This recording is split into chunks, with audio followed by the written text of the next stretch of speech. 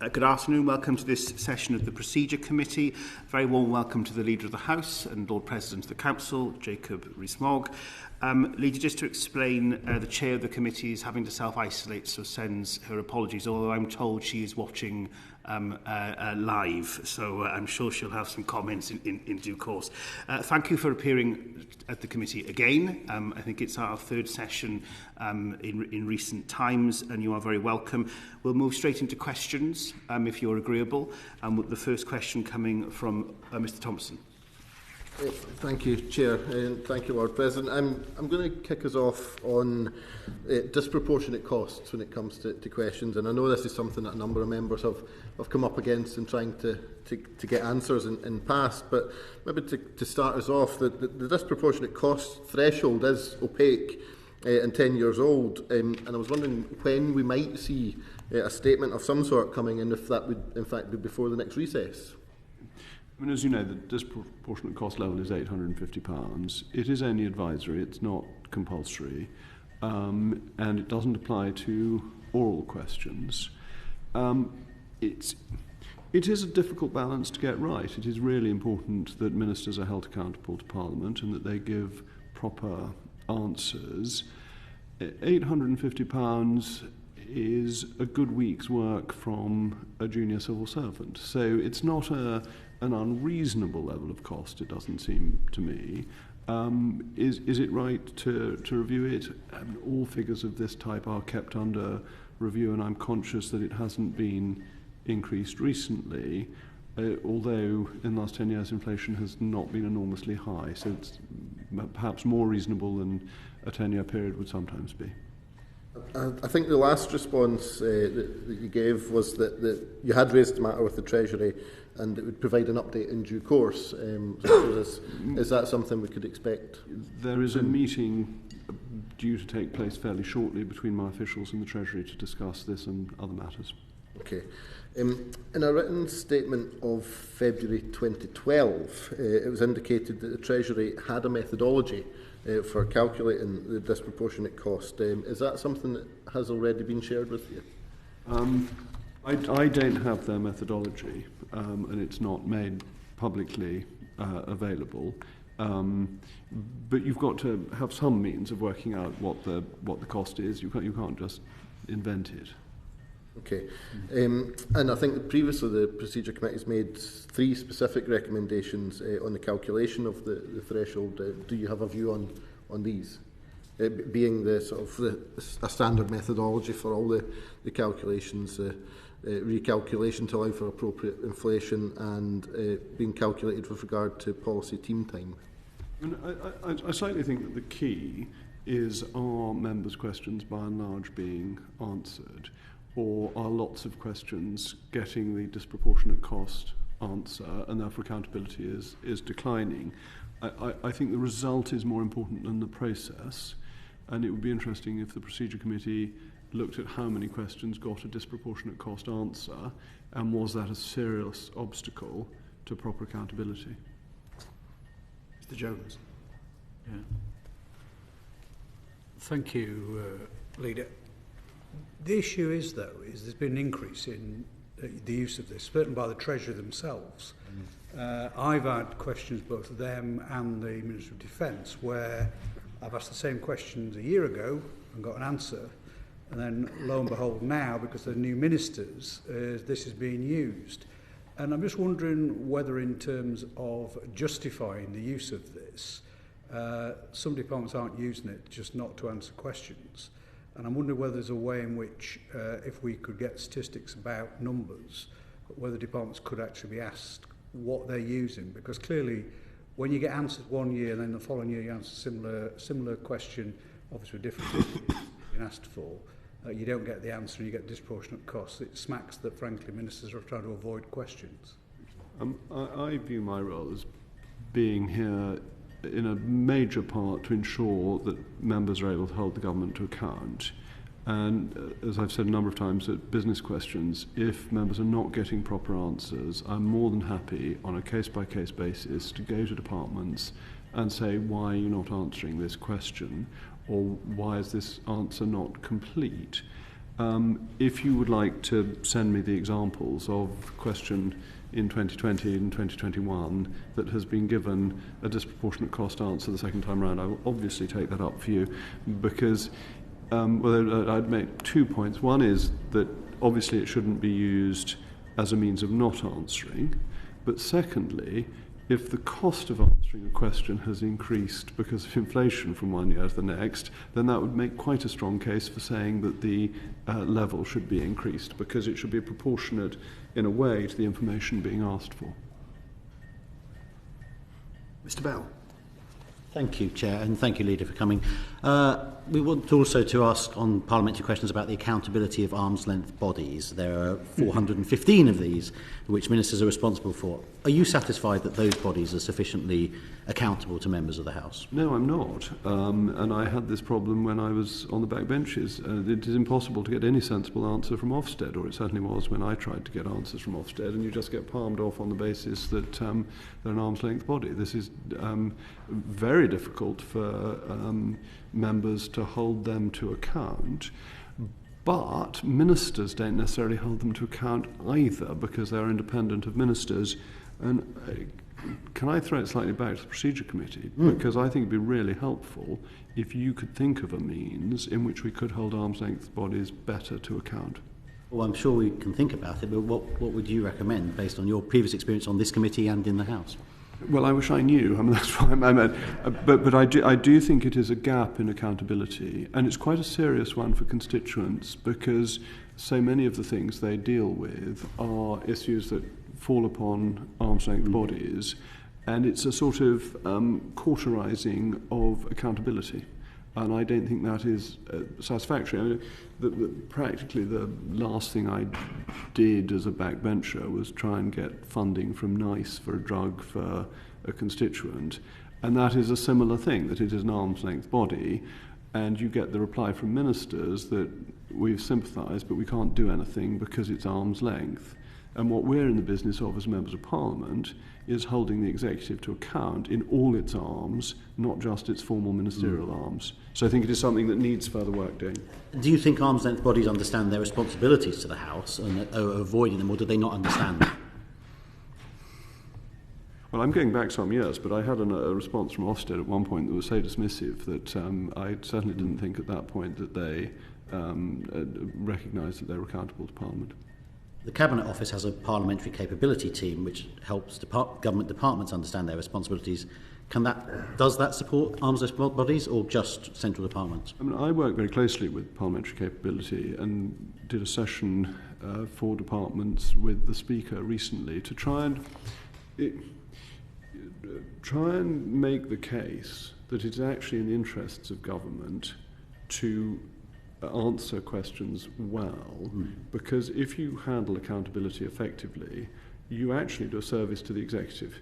It is not a purely altruistic activity, that it leads to better government. It also leads to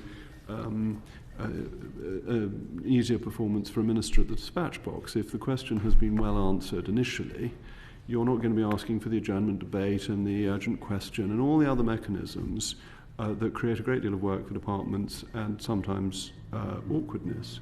So I do work with them for the ministerial side. I haven't been asked to do so for arm's-length bodies. So I don't know the extent to which arm's-length bodies are involved in parliamentary capability. In some cases, I think there were 20 in fact, the independence from ministers is protected by legislation, so they are non-ministerial departments. You mentioned Ofsted, other examples, the Food Standards Agency, HMRC, Ofgem and so on. In those circumstances where we actually have a non-ministerial department, do you think it would be sensible to allow members to table written questions to them directly and allow the heads of those bodies to make written statements? They do appear, of course, before select committees, and having mentioned a body that I found was unresponsive, I may be unique in this, but I've always found HMRC the most responsive body that I have written to on behalf of constituents. And they have sent me really good answers to quite complex constituent inquiries. And so whether a formal written question would be the right approach, I doubt, because how can they answer if they are not members of Parliament? You need, don't you, a sponsoring member to be answering the question, because we don't sort of generally allow answers to be given by non-parliamentarians. I mean, I think there may be a broader question about whether politicians having handed things over to arm's-length bodies is as good an idea as it was once thought to be, but that's probably beyond the remit of the Procedure Committee. Indeed. Mr. Jones, do you want to come back on this point? And then we'll just in terms of HMRC, that's not my... on individual tax things, that might be the case. But if you're talking about policy or bigger issues, it's not the case. I'll give you an example. David Davis and I, for the last, 10 years, have been pursuing a major landfill tax fraud. The Minister, when you write to them, hides behind legislation. You write to the HMRC then hide behind the legislation, can't do.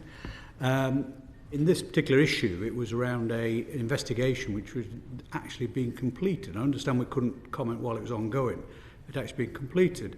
Even when it had been completed, they said they couldn't give us any information on it.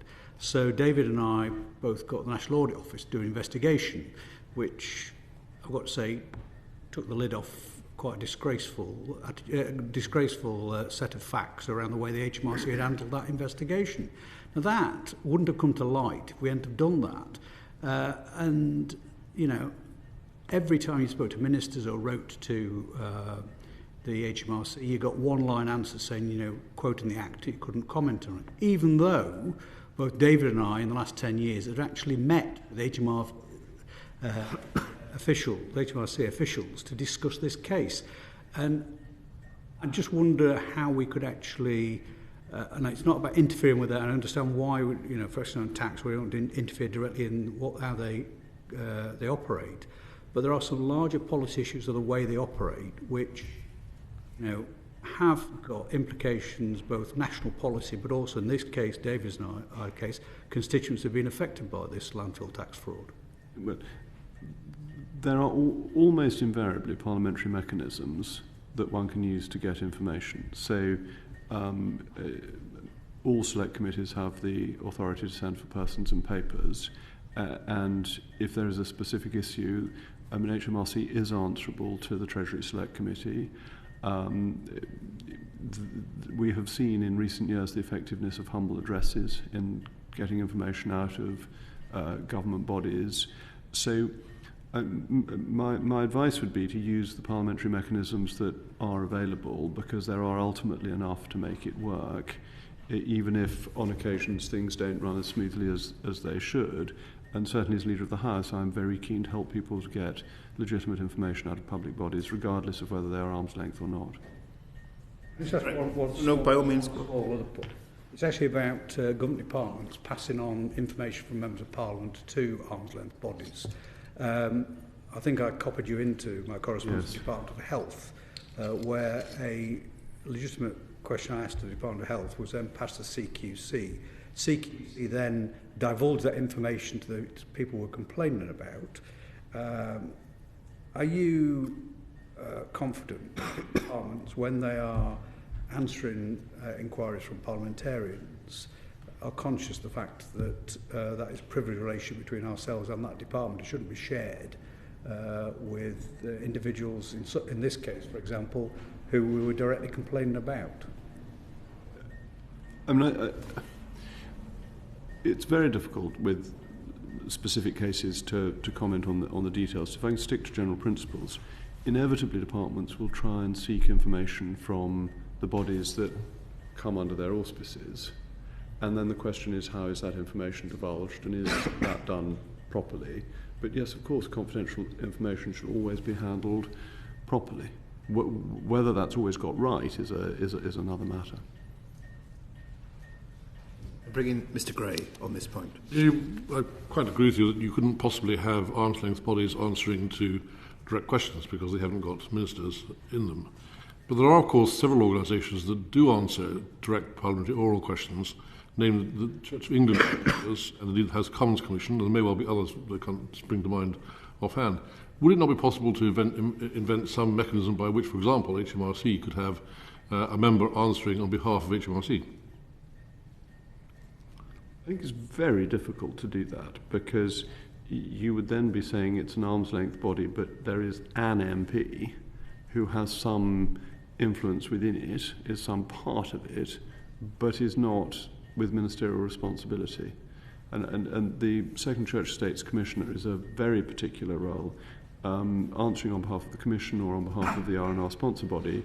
The person who answers is a member of that body, so is intimately involved with it. So, Electoral Commission?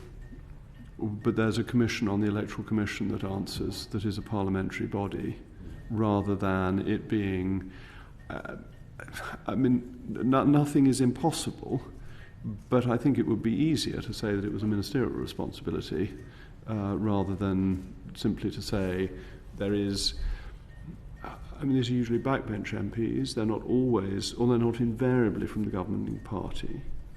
And I don't know, it might be, some Labour MPs might think it'd be quite fun to answer for HMRC on some occasions, but I think it would be difficult.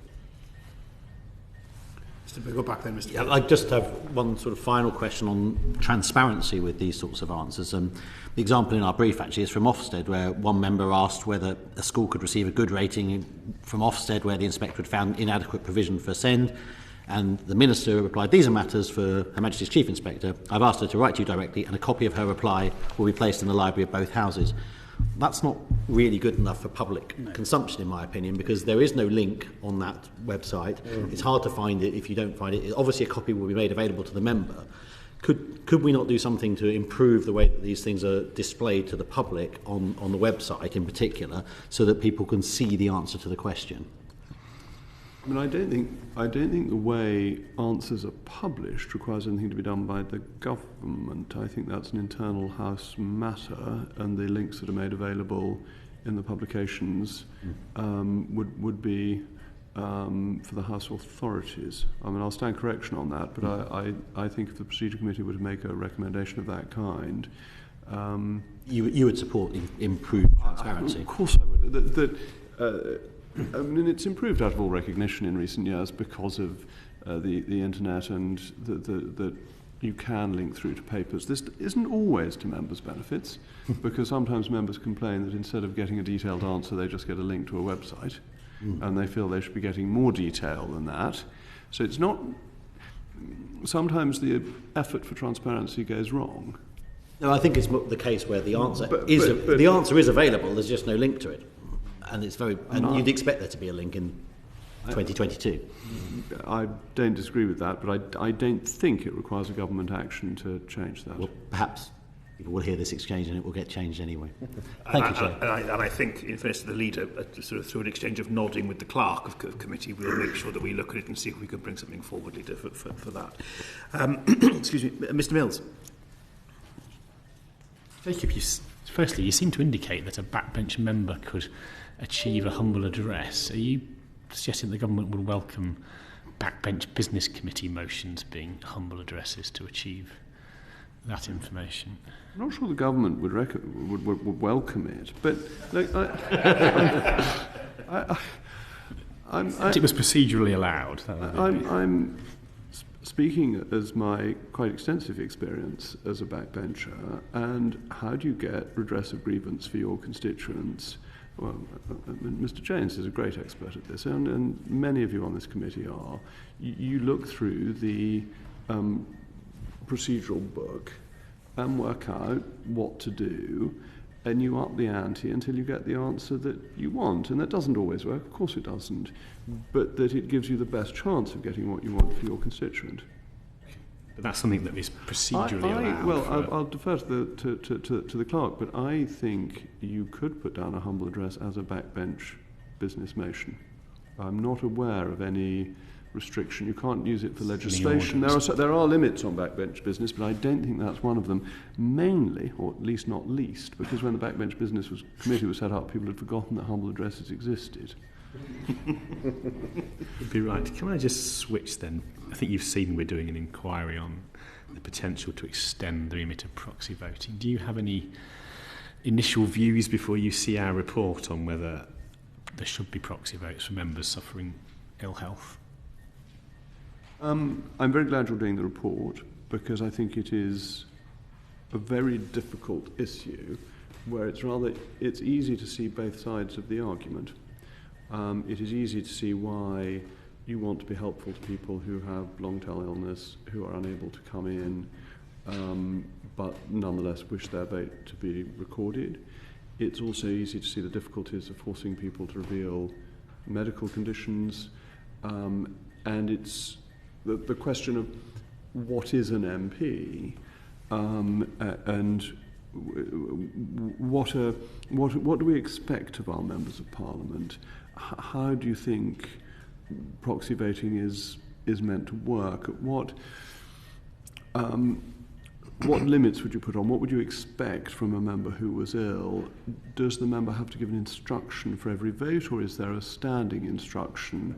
What if at the time of the vote the member was under anaesthetic and therefore not able to give an instruction? Does the standing instruction, always to vote with the whips, carry?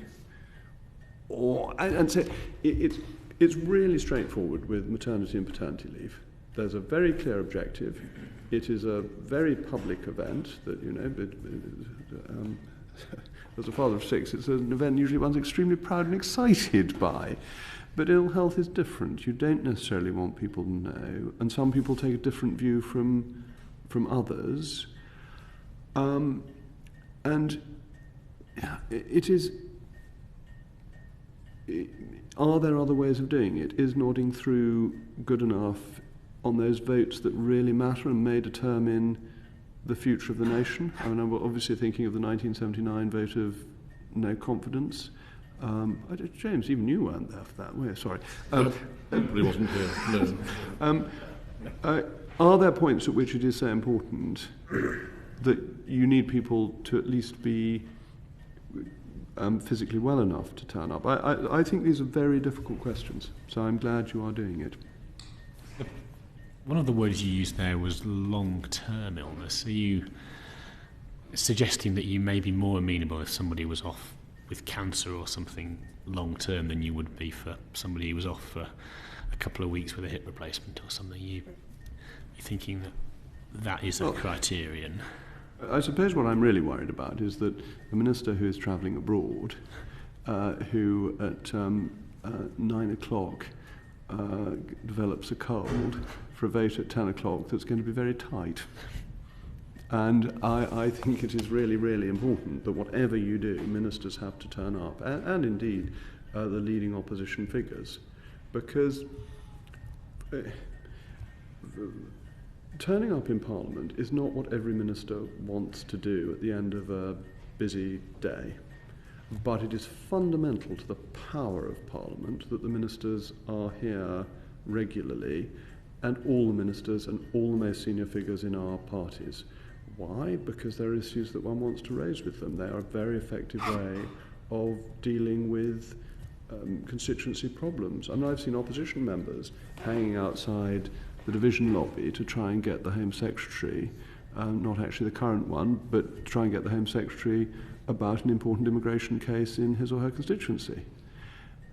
Once the Home Secretary doesn't have to turn up, how often will the Home Secretary be here? And I'm not talking about the current individual one, I'm talking generically, or the Leader of the Opposition.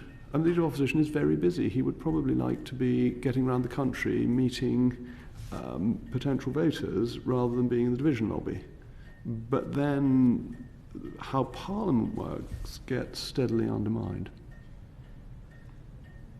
Do you have any more sympathy for the idea of an electronic vote somehow being allowed for somebody off with long-term illness than a proxy vote, so the members having to basically do their own vote in that situation? They just aren't doing it from here. Or do you think that's an even larger leap than a proxy vote for ill health? I think the default should be that people should be here to vote in person. I think that is very important.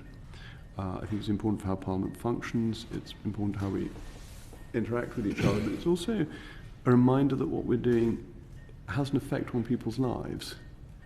I mean, we have voted recently to put the most extraordinary restrictions on people, and you would want people to turn up, think that through seriously, and say, yes, I think that is reasonable and proportionate, or no, I don't.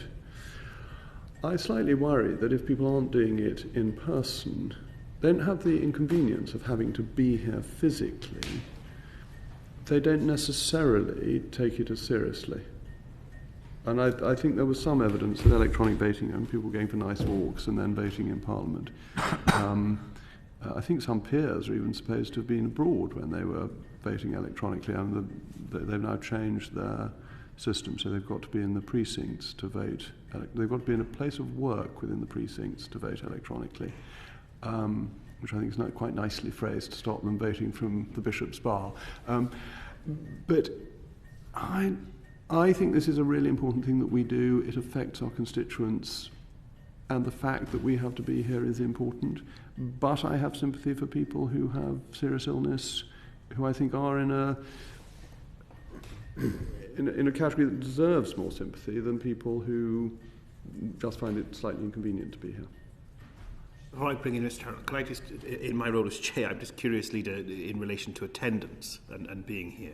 You're obviously very aware that there's been quite the debate recently around the baby proxy voting system, with the member for Walthamstow making clear her views very robustly, as she's every right to do. But in terms of when a colleague is on parental proxy leave, I wonder if you have a view on those colleagues then attending the estate, and this idea of turning off the proxy and turning it back on again, and specifically then whether they can come onto the estate to work, which wouldn't be the normal process necessarily if you were on maternity or paternity leave more generally. I just wonder if you have a view. I am personally very sympathetic to the suggestion by the member for Walthamstow that if there is an urgent question or a statement that directly affects her constituents that she wants to be involved in, it doesn't make a lot of sense then to say, but she must also be here at 10 o'clock in the evening when she's got a very small baby. I don't see the logic of that. I do, however, understand the counter-argument that it may put unfair pressure on people with more remote constituencies. So, if you had an Northern Ireland constituency, you wouldn't have the option of coming in at short notice. But I'm always reluctant to penalise somebody because somebody else can't do the same thing. So it's for you as a committee to think about it, but my personal sympathy is with being flexible, because the point of the proxy is to be helpful to new mothers and new fathers, not to stop them doing something that they want to do. Mr. Charles Lambos. On the issue of proxy voting for people with ill health or other medical needs, one of the reasons why we had proxy voting in the first place for maternity and paternity was because one former MP was vilified in the press because of a voting record, and she was branded as being lazy, and that was one of the reasons why it was deemed unacceptable that the status quo was inevitable. As MPs, we get scrutinised by the public, and one of the things we get scrutinised about is our voting record. And I can see similar things applying to people that have serious medical conditions, because even if they're paired, they're not classified as voting. And that causes the problem. And I just wonder what your thoughts were on that. That is the difficulty of it, and as MPs, of course, we expect to be subject to scrutiny. I tend to think the electorate has more sense than to be taken in by these campaigns, that if somebody has had a child or if somebody is ill, then they are likely to be sympathetic, and I think people running those sorts of campaigns are likely to find them counterproductive. But I do see why people worry. And I think, this opens up a whole issue about online abuse and so on, which is a worry for MPs and can be very unpleasant. So, I don't think the debate you will be having on this committee is an easy one. As I said at the beginning, I can see both sides of the argument with a good deal of clarity, and I have a great deal of sympathy with people with long-term illness who may have to be off for several months. Particularly, cancer is important because of their vulnerability. So they may feel they can't come in not because they physically wouldn't be able to, but because they might be at risk of infection, regardless of COVID, but they might be at high risk of infection because of the treatment that they're receiving. So I think this is a difficult and balanced judgment. I think the confidentiality of medical treatment is something you need to bear in mind, but the risk to people's reputations who are accused of being lazy is also one you need to bear in mind. Because the answer to that undermines confidentiality too, doesn't it? Because if you're being attacked for not turning up, you say, well, actually, I've been ill for the last 6 months, though your voters would be sympathetic, if you didn't want people to know that you'd been ill, you would still have lost that degree of confidentiality. So I think you've got a finely balanced choice. And I think there may be situations where you may not want to disclose that you have, say, PTSD following an attack or something like that, which you're receiving counselling for, or things that may not be, you may not want anybody to know. I completely agree with that, and I think that's why there isn't an easy answer. I mean,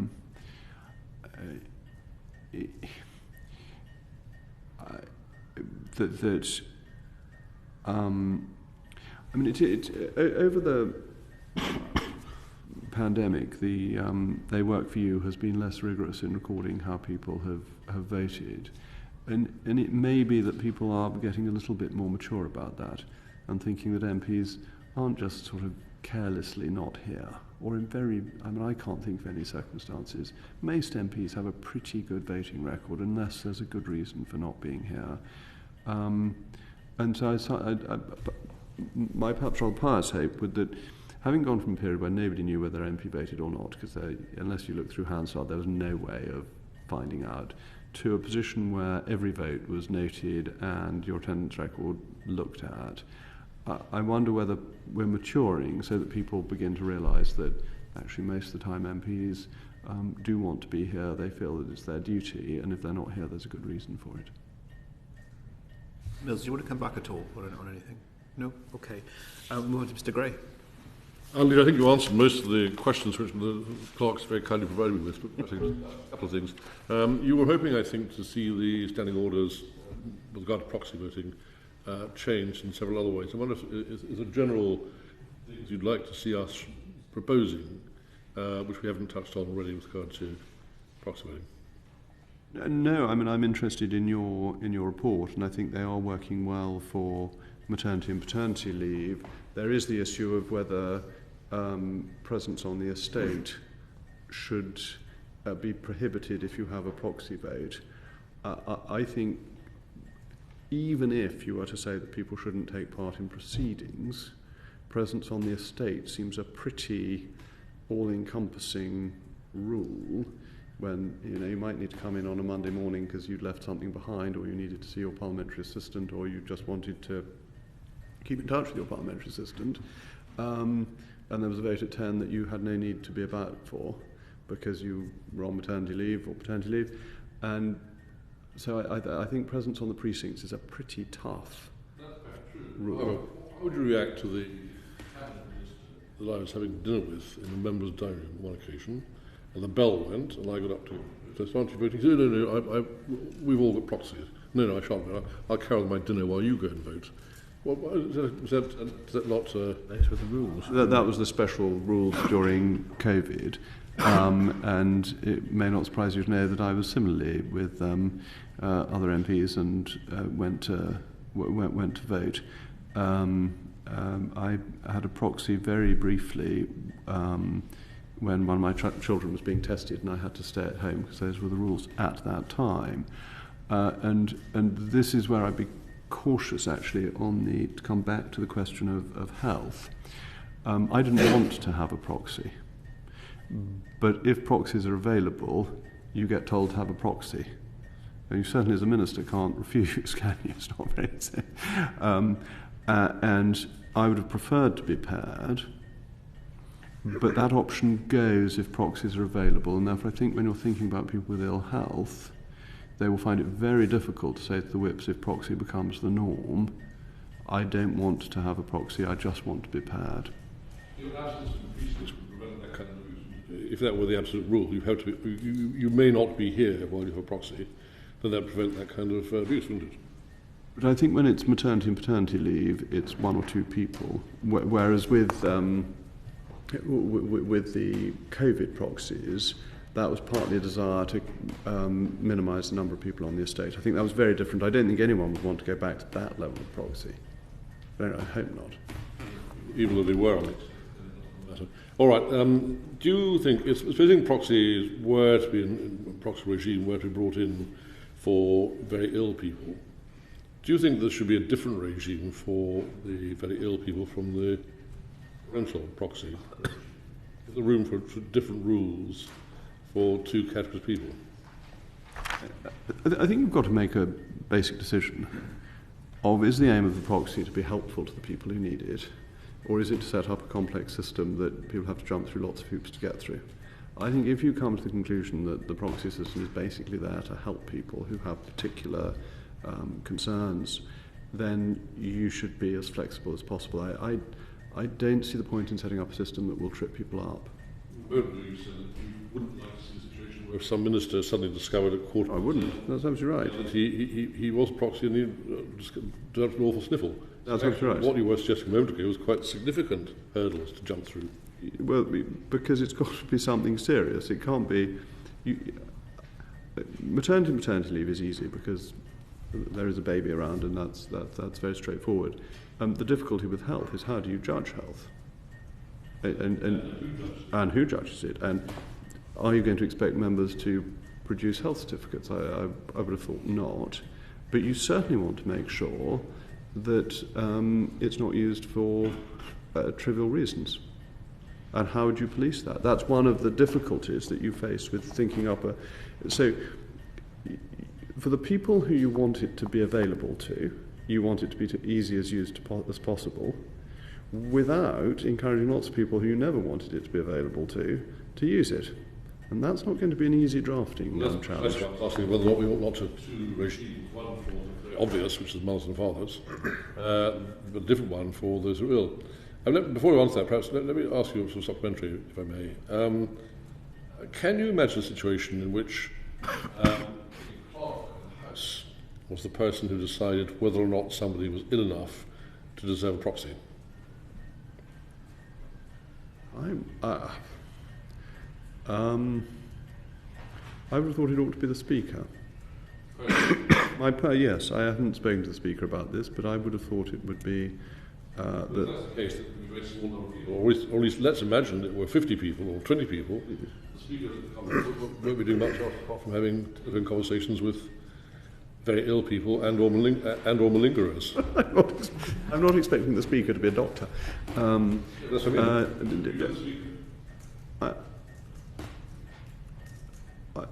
I mean. I think most of the rules around divisions are either set out in standing orders or in the hands of the Speaker. I think, but this is one of the difficulties. What proof would you be expecting that people were ill?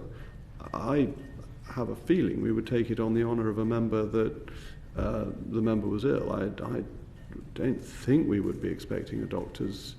Surely we are all honourable members, and therefore we have to trust each other. The problem is we are also all politicians, and that may raise some suspicions in cynical people. The small majority, just a moment ago, small majority, and the minister is required by the whips to ring up Tokyo to say he's awfully sorry. He's sniffle. A bit of a, I would urge you not to set up a system that would allow that to happen. I mean, you might say that ministers and front-bench spokesmen cannot have proxies. Well, no, I ring up. I fall off my horse hunting in Wiltshire. And I slightly sprained my ankle. I ring up the officer. I'm afraid I'm not going to make it. This is where it gets so difficult, because the definitions become hard, and the policing of the definitions becomes even harder. And yet, when it was the issue of remote appearances last year, and the late Dame Cheryl Gillan wanted to appear but wasn't well enough to come in, everybody wanted to facilitate it for her, and we eventually changed the rules so that she could. And so one has incredible sympathy with the people who want to carry on working, want to carry on doing their bit for Parliament, but are too ill to do so, or at risk from doing so, without opening up a system that can be abused. Sorry, let me go back to my question. Could you imagine a situation where there's a clerk decide. Now, we're laying out all sorts of difficulties here with regard to illnesses. Is bad flu an excuse, or is a broken leg? Now, your answer to that was, the Speaker must decide, and when I pointed out that would take up a disproportionate amount of the Speaker's time, you said you would have to leave it to the honour of members to decide. The ones who are going to get it wrong, the honourable ones are going to hobble in here straight off their horses.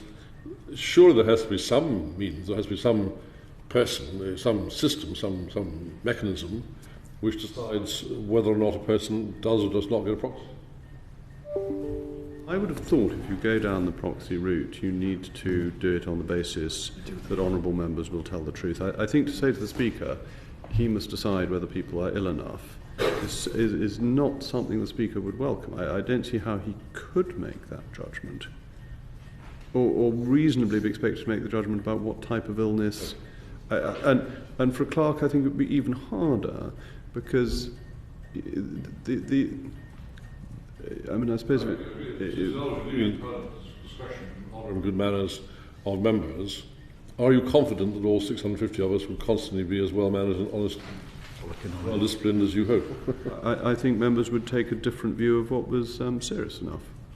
I'm sure they would. That some, as you say, would be determined to come in regardless, and others would not. It's why your report is not an easy report, I think, to settle upon. Oh, nodding through, so one thing I've got right. By all means there, Mr. Jones. It's not room for extension in the nodding through procedure. Now, couldn't we change them? At the moment, it's a very constrained, very particular use. Would it not be possible to do increased nodding through? I think that sounds a very interesting way of proceeding. I don't know what you're proposing, but I think it's perfectly sensible to be reasonably generous with nodding through. Jones. Yeah, I think, Lydia, you've outlined it. This is a very difficult thing, because how do you define illness, which I think was what we were discussing. I, like you, have got a lot of huge sympathy with people who've got long-term illnesses.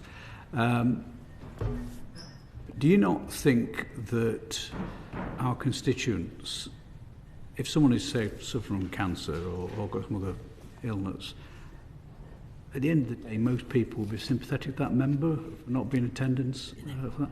And aren't we in danger if we're not carefully? Because voting is just one aspect of our many roles that we have, both in constituency and in Parliament, that we're actually forcing people who may want just to be away from here and trying to get better, think that they have to take part in proceeding, where actually, from their point of view, to get a swift recovery, it might be better just to have time away from the place. I think the good sense of our voters is enormous, and their kindliness. We all know that in our individual constituencies, that I think there would only be sympathy for a member who was ill, and that actually, if their political opponents at the ensuing election had a go at them, it would be counterproductive. I think the British electorate is broadly good-natured. So, yes, I completely agree with you. I think what you're saying is extremely reasonable. Thank you. Leader, can we move on to House business? Just to have a sort of brief discussion on that. I'll bring in Mr. Bell in a moment. Under Ursula May, and indeed through standing orders, it's not clear what House business is, but clearly it's talked about frequently by yourself, but by ministers and indeed by opposition front bench spokespeople. And within May, it makes the point that public business is government business, opposition day debates, and then other business is unopposed private business, etc. And nothing is clearly defined. And it's curious that Harriet Harman is a very good example of a member that used backbench business time to get a debate on proxy voting for baby leave, which then meant that this committee at the time we're able to then bring forward an inquiry, and obviously the rest is history, and we're having this conversation now. But there has been reports, the Taking Back Control report from the Constitutional Unit, that made the point that maybe the balance isn't correct in terms of the amount of requests that you receive for debates that could indeed be House business, but the famous phrase of in-government time, to allow for things to be debated, and if that balance is correct or not. And on that basis, and I'm just reading back through issues that you have announced as being matters for the House, amending the Code of Conduct, single-use plastic in the Chamber, independent complaints of grievance service, suspension of sittings in Westminster Hall, all being matters for the House. So I wondered what your definition is of House business, because then usually the House is standing orders are silent on it. And what you think it means in practical terms for how we can manage House business moving forward. First of all, I'd say that the government may well have views on House business, and that is not unreasonable. During the pandemic, and the Westminster Hall one's particularly relevant, I was very conscious that as a government minister, standing at the dispatch box and saying we were suspending the right of backbenchers to hold the government to account was not a good thing to be doing without the support of the House for doing it. It was not something where the government wanted to say, you must not hold us to account, because that way ultimately lies dictatorship, that you must allow the House to determine how it holds how it has the ability to meet. Once we meet, whether it's government business or whatever, is less important than the fact that we can meet. It's why I've been going on and on and on about our absolute right and our ancient right to turn up at Parliament, and that only by primary legislation could that be adjusted. And this, to my mind, is fundamental to our Constitution. So, as I say, I was very nervous about doing anything that took away the ability to hold the government to account. In regards to questions saying debating government time, that in business questions I think is simply formulaic, so that people can get their point across. And I've noted that the chairman of the Backbench Business Committee has pointed out that lots of people who ask me for a debate then never go and ask him for a debate. So they may feel that all they wanted to do was raise the point of business questions using the correct words rather than actually have a full debate on a subject. But I don't think there is an absolute definition of House business, because House business can intrude into public business. Mr. Bell. Yes, I mean, you mentioned yourself just now that government may well take a view on House business, and I was going to refer back to the amendment in the name of Dame Andrea Leadsom. Do you think that, and you're obviously speaking as a member of the government as well as the leader, was that something that the government got wrong, and if so, what would stop that sort of thing happening again? Look, I made it clear that I got it wrong, and I don't need to say the government. I am, of course, part of the government, and I conflated the specific case with concerns that were more generally held, and that was a mistake. I hope that one always learns from one's mistakes. Do you think if something similar came up again, it would be the case that the government would allow it to be unwhipped and let the House take its own view on a similar sort of case? Well, having just said that I hope we learn from our mistakes, I hope that that would be the case. But it's always very difficult to answer hypothetical questions because no two circumstances are identical. If the government thought that it was the same case, I'm sure the government would have acted differently with the hindsight that we now have. Where do you, in your discussions with the Whip's office, when there is business that will be in your name brought to the House, how do you decide yourselves or the Whips whether it is something the government should take a view on or not? I think, as a general rule, many members quite welcome the government taking a view. Even when there's a free vote, it hasn't been unknown for members to say, yes, I know it's a free vote, but which way should I go? And so, well, of course, technically all votes are free votes, as we all know. Whips are attendance whips, not voting whips, which I think is oddly constitutionally important, but I think I'm probably the only person who still thinks that, and so we'll probably brush over that. But the government will have a view on things that affect the government. Leader, I just wonder, House internal regulation by convention, so standards, for example, is given time for discussion with clearly very good reasons. I mean, even sort of slightly ignoring recent events, historically has always had that at that time.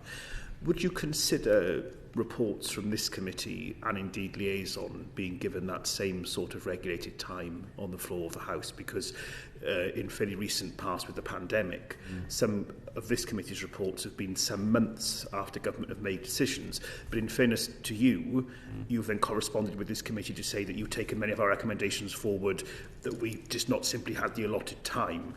I think procedure increasingly over recent times, although I'm probably maybe not alone, because maybe you may share my view, I find procedure interesting and have done ever since I joined the House 6 years ago. But I think people have now realised the importance of this committee and the work it does in relation to standing orders or emergency procedures, working with you and your offices. So is it something that you would consider if we were to put that to you in some sort of formal way?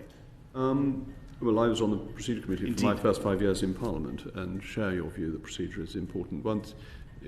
Everything we do is dependent upon procedure, and our ability to get things done for our constituents depends on our ability to work through the procedures to do these things. This is the difficulty of any leader of the House's role, is that there are many things that you want to debate, but there's not necessarily time to do it. My bias in favour of debate is in spending time on legislation, because I think that is the fundamental thing that we do, and that my responsibility is to make sure that there is sufficient time for legislation. Even if it's not then used, it should at least be available. That makes it very difficult to promise specific time for committee debates. Now, the Standards Committee debates are in a different category and very often are provided extra time, and the House sits longer when their debates come up. But the Backbench Business Committee has a lot of time, which we are pretty good at delivering to it. So I'm afraid I'm rather going to disappoint you and point to the Backbench Business Committee. I think it would be hard to extend the Standards Committee's expectation and convention to other committees. Or the chair is listening, and we can take that forward in a different guise. Leader, we're very grateful to your time today, and appreciate the frequency of which you come and speak to us. Order. Thank you.